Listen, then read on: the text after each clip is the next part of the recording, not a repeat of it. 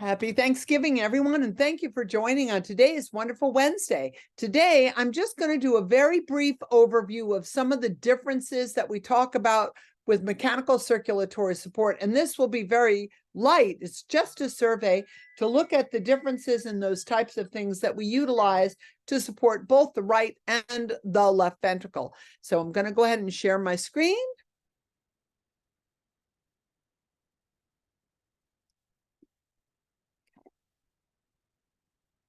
All right, so really what I want to talk about is the idea of mechanical circulatory support, what that means to us, how we utilize it in our current critical care settings. So one thing that we always want to be sure of is that we all have the same definition. Mechanical support devices, circulatory support devices, are mechanical pumps. They can be either in the aorta, they can bypass the LV, they can bypass the RV, or they can bypass both ventricles of the heart.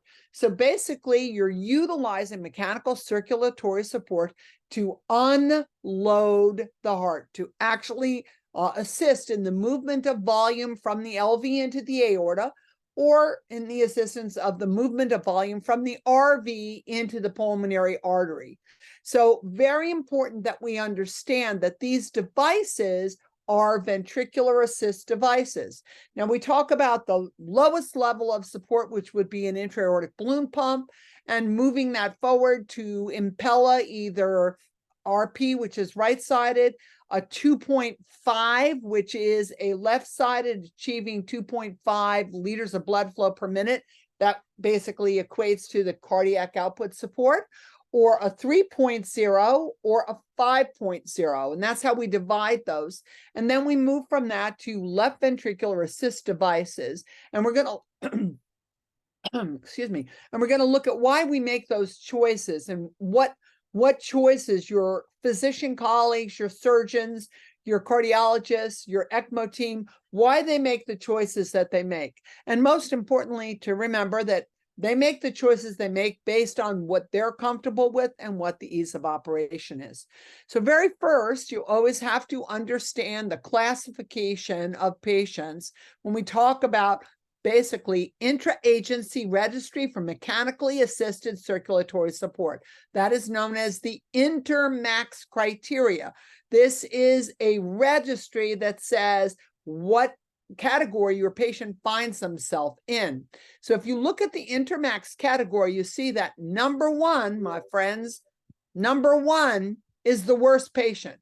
This is the patient who is in critical cardiogenic shock, who is crash and burn under your care, in your ED, in the cath lab, in the OR, or in your ICU. They're crashing and burning. It doesn't actually mean that they have a primary cardiac disorder, but that they may even have a secondary cardiac disorder. And this wonderful guideline here, I'm happy to send it to you, is the guideline for durable mechanical circulatory support, which has been designated as a must-read for everyone who works with heart failure. So you can see here with INTERMACS 1, critical cardiogenic shock, this patient has life-threatening hypotension despite the fact that you have given inotropic support. Now, when we talk about inotropic support, we're supporting you because you have an ejection fraction typically less than 25%. So what that really means to us is we must have designated that the patient has a poor ejection fraction, that the hypotension isn't because of hypovolemia or it's not because of sepsis, it's because you have a critical cardiac deficit. Now, as you look through here, you see number one, the worst patient, the very most acute patient, life-threatening hypotension, despite a rapid escalation inotropic support. This is kind of a progressive declining patient. He's declining, he might be sliding down fast, but he's not in cardiogenic shock, not yet, even though you're giving IV support. So this is an INTERMACS 2.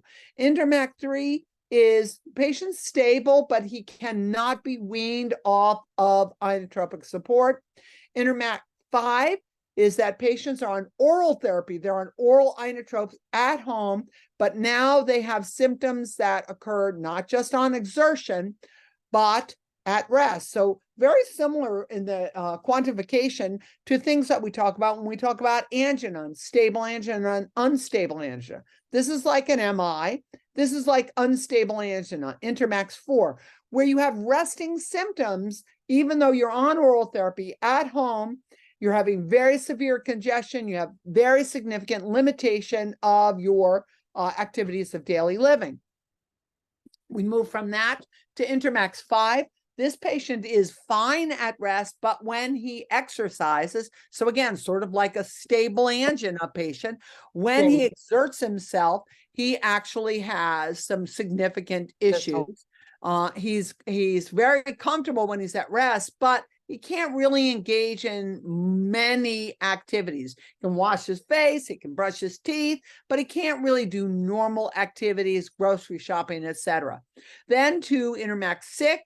6 is exertion that is limited. So he's kind of like the walking wounded, right? He has fatigue after a few minutes of any kind of meaningful activity. I'm having a walk with my friend. We've gone to the grocery store. Now I'm just exhausted and I'm very short of breath, which is the exacerbation, of course, of his heart failure. And then the last patient, this is what we call a placeholder, Intermax 7. That's the best one. He already has a classification of heart failure in class 3, an advanced New York Heart Association class failure, but he's living pretty comfortably. He can have meaningful activity, has a meaningful life, but he has limitation to how physically exertional he can be. Now, in all of these patients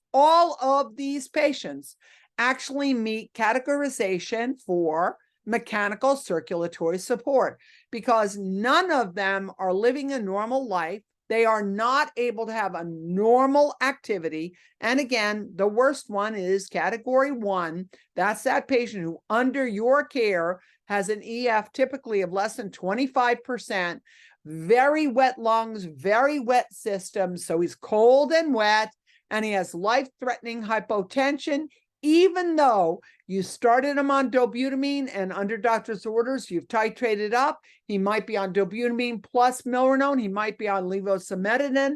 He might be on a number of agents that are supporting inotropic function. But despite that, he has life-threatening hypotension because he just doesn't have good enough cardiac function. So we just take a quick look and we say, okay, so when you look here, this is category 1, crash and burn. You can see that there's a very, very low survival capability at 1 year. This is your 1 year survival rate, 0 to 100%. So when we look at category 1, category 2, category 3, and category 4, they are typically under 25% survival, and category 1 and 2 are usually less than 10% survival at a year, which is why there is discussion about mechanical circulatory support. So first of all, we're just going to say, does your ventricle need some type of assistance? We're not saying what we're going to do. Does your ventricle need some type of assistance? Not purely established by evidence that patients who are in class 5 to class 7, remember those guys still have some physical activity. They get short of breath. Their activity might be limited. It's not certain that those patients would benefit from a VAD. But when we look at these patients, so patients who are category 3 and 4, category 1 and 2, absolutely, and the sooner the better. So whatever VAD you might choose, and I'm using VAD as a general category for mechanical circulatory support. We have to think about what kind of circulatory support we can provide the patient and what that's going to do for them. So if you are category 1 through 4, you will actually benefit from a VAD because you are not going to survive for more than a few months. And if you're in category 1 or 2, you're not going to survive for hours. These are the patients who are dying in your intensive care unit. And individuals who have significant class 4 heart failure plus multi-organ dysfunction, they're going to die in hours to days. So usually for these patients, we're going to think about a VAD, but we're going to think about a VAD as a bridge to another decision.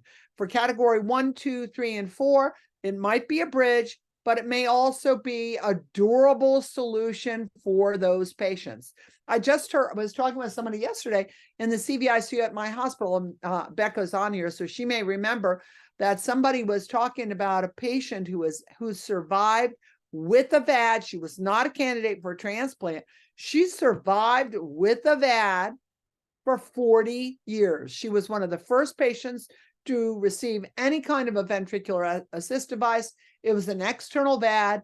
She had lots of infections. She had many other issues, but she survived with her VAD for 40 years. She just passed away at the age of 96. So this is really important. It's something that we want to think about. One of the most important issues is to recommend whatever it is that you're able to do, which may be, in my institution, would be Impella, and then consider ECMO. We don't do ECMO, but we transfer. But if you don't do Impella or you don't place ventricular assist devices, then transfer to ECMO is going to be the most important thing, and you got to do it early. So I would just tell you overall, I think ECMO is really the bee's knees. It's really the end all to be all. Now, when we talk about mechanical circulatory support, we talk about temporary or durable. Temporary means something that I'm applying to you that you're going to receive in the hospital that requires that you stay in the hospital. That would be, again, if we were going to categorize this, intra-aortic balloon pump or any type of Impella. That will be temporary mechanical support. And a pure ventricular assist device like a HeartMate 3, those will be methodologies that can be temporary or they can be permanent or durable. So a durable ventricular mechanical circulatory support actually, first and foremost, gives you a bridge to recovery. Okay, so under that category, I would say Impella allows you a bridge to recovery, as does a VAD.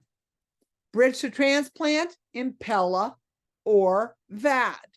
Destination therapy, meaning it's going to be implanted for permanent, lifelong support when you cannot get a heart transplant. Either you're not a candidate, you don't have a home situation that will support that, you don't have insurance, you're not able to maintain the rigorous schedule of pharmacotherapy.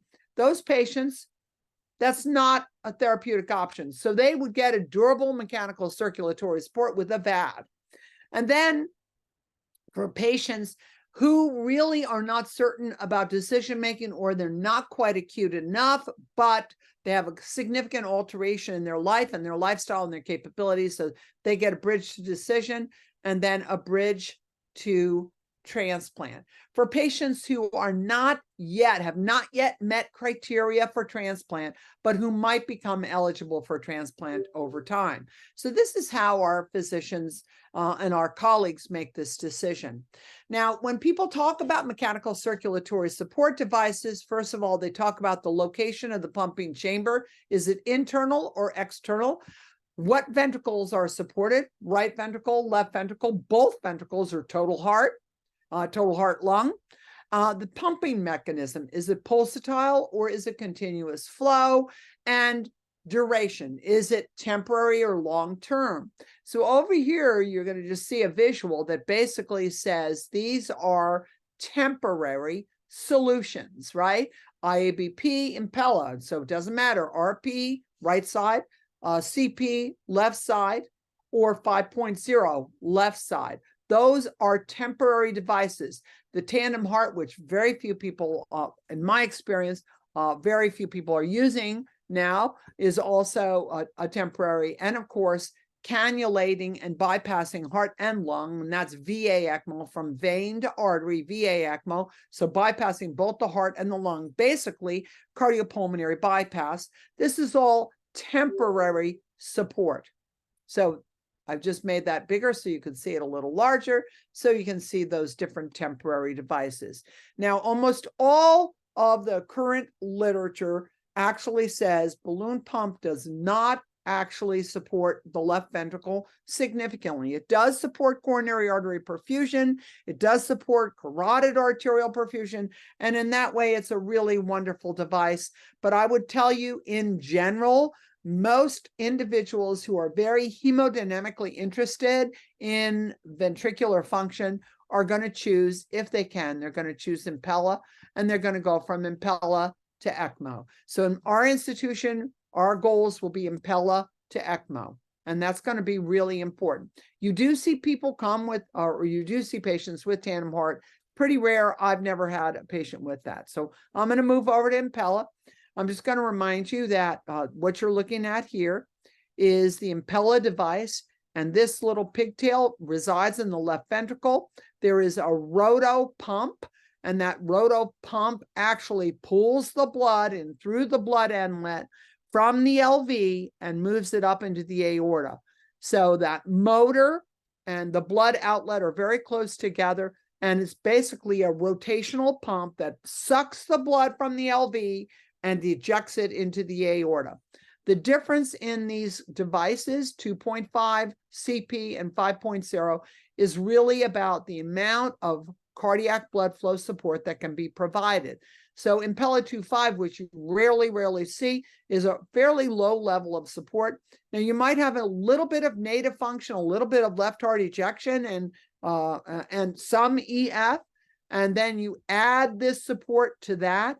What you're basically doing, again, with Impella is sucking the blood out of the left ventricle and shooting it up into the aorta, bypassing all requirements for the ventricle to contract, but you must fill the ventricle. So it's very preload dependent. You must have volume in the LV for these devices to work. Now, that's really a strange thing for almost everybody who works in cardiology. It's like, well, you've got heart failure, we're going to avoid volume. Here, you have to give volume because you've got to have adequate distension of the LV and adequate volume in the LV in order to suck and shoot. That's what I say.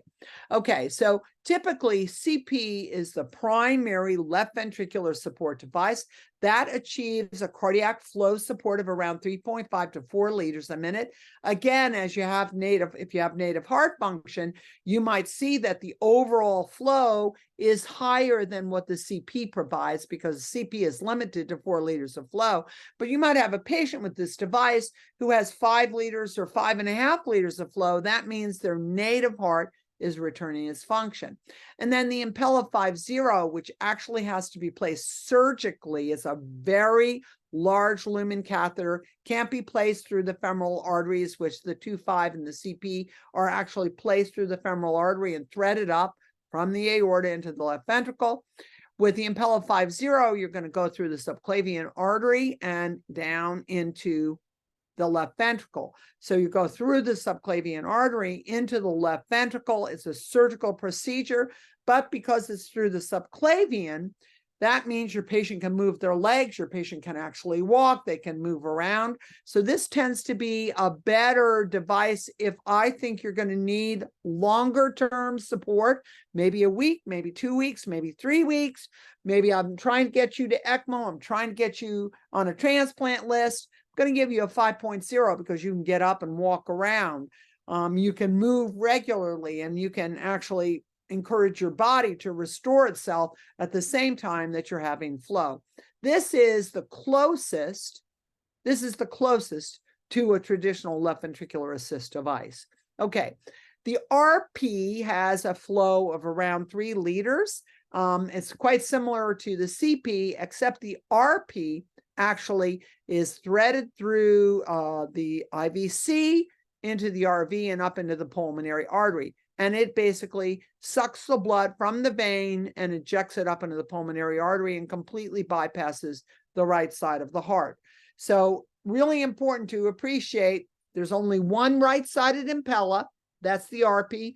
Everything else is left-sided, but they just have different categories of flow. Now, this is not the most recent study, but it is one of the most important ones that looked at use of Impella 5.0 as a bridge to transplant, and actually looking at that versus a durable left ventricular assist device. So remember, if I give a patient a durable left ventricular assist device, that pump and the generator is outside of the body. That patient can go home with that device, go home and wait as bridge for transplant. But in comparison, the Impella 5.0 actually looked at survival to transplant or LVAD or with recovery with 75% of patients. It's a really small series, only 40 patients. And in many of the more recent trials, comparative analysis of Impella to LVAD is actually very similar in terms of survivability, bridge to transplant, bridge to recovery, and bridge to ECMO. So again, I think it's also really important to remember, depends on what your destination is. Do I have a patient who will probably be ready for transplant, but isn't a candidate right now, and he needs 6 months of ventricular support? He needs an LVAD so that we can cannulate him. He can go home. He can live his normal life. And he's doing the same kind of bypass as an Impella does. If you are in the hospital and you're trying to recover somebody quickly, your assumption being that their myocardium is stunned, that they're going to recover well, that you're waiting for an ECMO bed, you're going to give them an Impella. So really the decision here, so I'm not even putting balloon pump in this category. The decision here is how long, and I don't always know that, how long do I think the patient is going to need support? And did they crash and burn? Okay, if they crash and burn, they're getting an Impella because it's easy for me to do. If I place an Impella and the patient is doing well with the Impella but can't be weaned, I'm going to think now about an LVAD, or I'm going to think about ECMO to bridge that patient to transplant or bridge that patient to recovery. Traditionally, we don't like to leave Impella device in place for more than 10 days. So lots of that decision-making is based on how long you believe your patient's going to need support, or how long your physician team and you believe that the patient's going to need support. And by the way, it might be the physician who cannulates, but this is a team sport. This patient cannot survive without excellent nursing care. Okay, so just remember, whatever device it is, the assumption is it's going to unload the LV, or if it's the RP, it'll unload the RV, or if it's biventricular or total heart replacement, and it's just shifting oxygenated blood into the aorta. This actually helps patients to have a higher quality of life, and also allows them to recover, particularly from cardiogenic shock, or when they have a stunned myocardium, they had a big AMI, or if you are bridging to transplant. And remember, recovery and bridge to transplant tends to be more likely, that's a patient who is a Intermax 1, that they're probably going to get an Impella. And then you may move to LVAD or to ECMO or to transplant. Those tend to be more destination therapies. So just important to remember, and when you think about balloon pump or when you think about Impella, those are not destination therapies. Those are recovery therapies. They're bridge therapies, not destination. Destination is transplant or LVAD. Okay, so let's just take a quick look at an LVAD. An LVAD has an inflow and an outflow cannula, has a pump, a drive line, a controller, and a power source. So this looks very, very simple. It's not really that simple. Taking the blood from the LV and through the pump and the controller and the power source, moving that to the aorta. So again, completely bypassing the LV. Okay. Now, in recent years, everyone is using continuous flow. Okay. Now, that is profoundly important, because instead of it being pulsatile, and meaning pulsatile, I can feel a pulse. If I have an A line, I can see a systole and a diastole, and a systole and a diastole. Most current devices are continuous flow devices. So that's going to be the same thing with the Impella.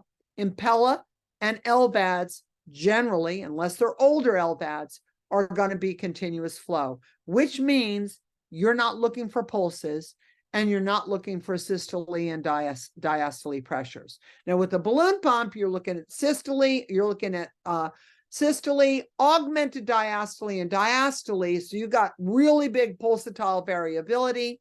With an LVAD and with an Impella, you do not have pulsatile variability. These, again, older LVADs you will, but in current LVADs you will not. Again, what these are doing is providing a continuous flow from the LV into the aorta. Now remember, the Impella is indwelling and the pump is inside the patient. With an LVAD, this is an external pump. When I say inside the patient, I mean inside the cannula. And here the pump is external.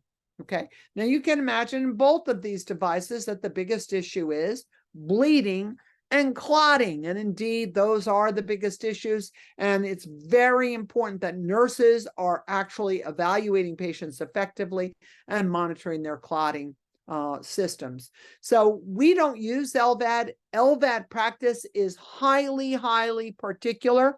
If an LVAD patient enters into your emergency department because they've had a traumatic injury, you have to contact an LVAD team immediately. So you should know, wherever it is that you work, you should know how to get in touch with an LVAD team.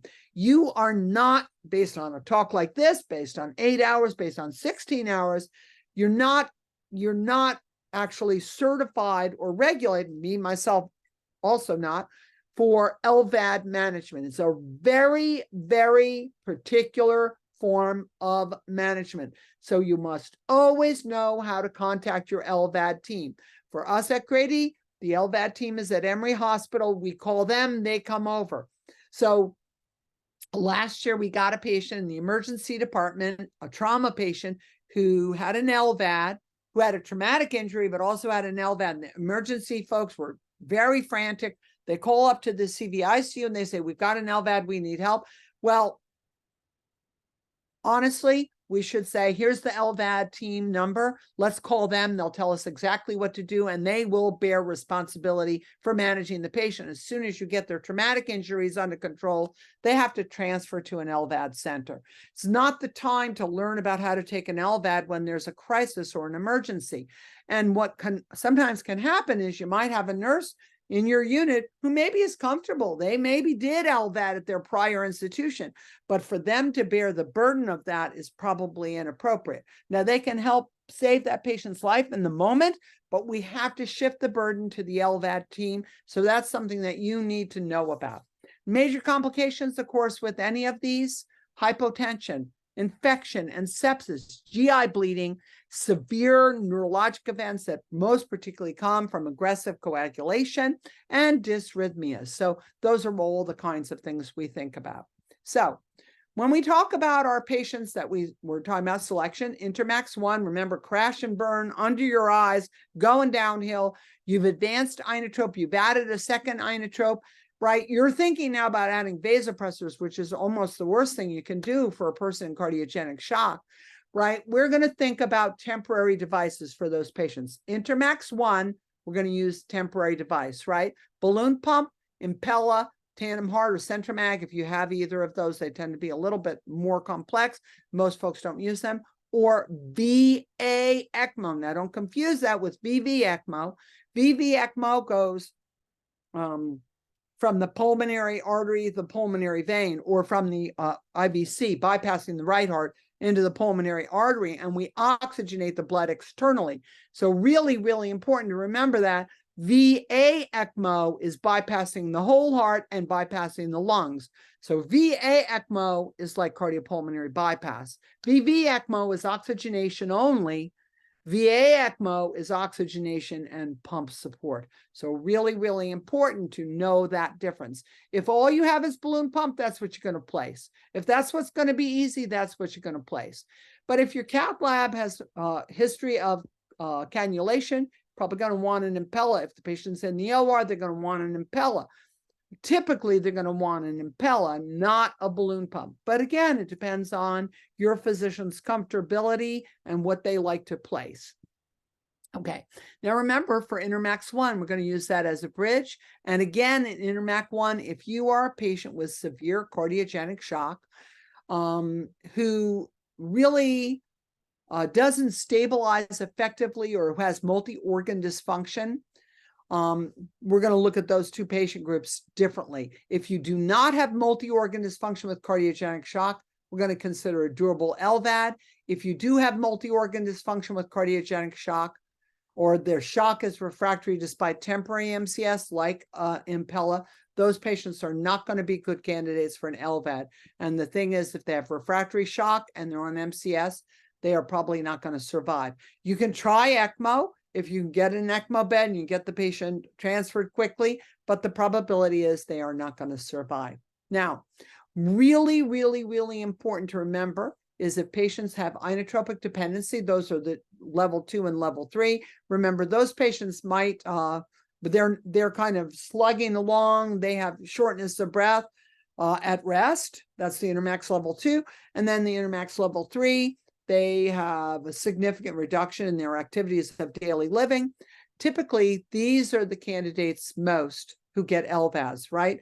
Intermax 1, we're not really going to consider an LVAD. We're going to do something much quicker, like a balloon pump or an Impella. But intermax 2 or 3, we've got a little time. The patient's on inotropes. They're kind of failing inotropes, but it's a slower decline, not a crash and burn. Going to think about giving those patients LVADs. So some trials have really looked at survival of patients, comparative patients, looking at patients who are dependent on inotrope therapy. So that's 25% of those patients dependent on inotropic therapy, and patients with LVAD, 80%. So again, these are the intermax 2 and 3 patients can have a much better outlook on survival if we consider early on LVAD. And you have to actually apply that fairly early. So the voice of the nurse talking about how we've increased therapeutic support. Now we are titrating up on our vasopressors. And that really is one of the worst things we can do in cardiogenic shock, but you're trying to maintain their blood pressure. That's going to be really important. Now, levels 4 to 7, the patient has advanced heart failure. Remember, the category is unclear whether or not those patients benefit from an LVAD. Now, is the Impella an LVAD? Not really, but we kind of put it under an LVAD category because it is a continuous flow device and in general will support the LV. Okay. Most common is HeartMate 3. And that HeartMate 3 is the most common continuous flow LVAD that we use in the United States. Every once in a while, you see these older ones. Those are axial flow, so it's not a continuous flow. It's a versatile flow, like a pulsatile flow. You don't see those anymore, really, unless you have somebody who's been implanted for 20 or 30 years. Almost everything you're going to see is HeartMate 3. And HeartMate 3 has a beautiful pump design, has decreased destruction of blood components in it. Just remember, you're continuously pumping blood. So not like the balloon pump that inflates and deflates in the aorta. You're actually using a pump device to move the blood through. And that blood actually goes through that pump device. So you have lots of lysis of blood components, in particular red cells, and that can be really, really, that can be very destructive to all of your clotting components. This is an intrapericardial pump, and the standard of care is that you need to protect your patient from clotting, but they've got a big cannula, so they're at very high risk for bleeding. And that's the biggest problem here, is that when we're talking about ventricular assist devices, whatever kind they are, you typically have to provide some level of anticoagulation. Now, recently with Impella, there's been a transition from anticoagulation, just D5W.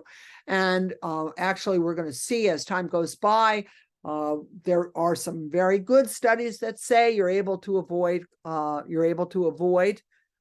clotting components if you're keeping your patients at a high level of flow with an appropriate level of D5W, which actually moves through the pump and keeps the pump cool. So those are really important components, but we have to wait and see as we look at longitudinal evaluation. Does that actually put patients more at risk for neurologic deficit from clotting? Currently, with the HeartMate 3, you will maintain on Coumadin and aspirin. So my point is really at this point, and I'm using some fantastic slides from one of my colleagues, Katrina Augustin, who is an ECMO specialist from Boston. She was very, very kind to share her slides, some of her slides with me. She just reminds you, and especially because the folks who are on the call don't actually have VAD patients, that when you see a patient in the ED, you have to assume that the reason that they had a trauma was because they had a VAD failure. and you've got to focus on VAD as well as their trauma. And that's the most important thing. So when you get a call from your emergency department, and you're an ICU nurse, you're a CVICU nurse, you're in the cath lab, and the emergency department says, we have a patient with a VAD who has a trauma, the number one focus has to be whether or not their VAD is functional. And is VAD failure the cause of their motor vehicle collision or their biking accident or their pedestrian fall? Is the VAD the problem? So you have to get on the line immediately with the VAD team. We cannot assume that we know how to manage the VAD. Even if you're an ECMO specialist, VADs are a little bit different. They have a lot of the same principles, inflow and outflow, external power source, battery and controller, very similar to ECMO, really bite-size ECMO. But we still have to understand that we have to notify our VAD team. So I'm very grateful that you joined with me today. I'm going to end here. There's many more things we can talk about. Next week, I'm hoping to review a case study from the CVICU that was a request. And the following week, I'm going to talk about all things ECMO. Just talking about what ECMO is, what it does, the differences in the ECMO, the problems, what we need to consider as nurses. And I'm very grateful on the day before Thanksgiving that you joined me here for Wonderful Wednesday, LVAD to ECMO, and why do we choose these things and what are the points that we're trying to utilize. I want to say thank you very much. I'm going to say bye-bye for now. And what that really means is that I'm going to stop recording, but if we have some questions after, fantastic. Thank you very, very much. I appreciate always that you are interested in improving your practice. Thank you so much.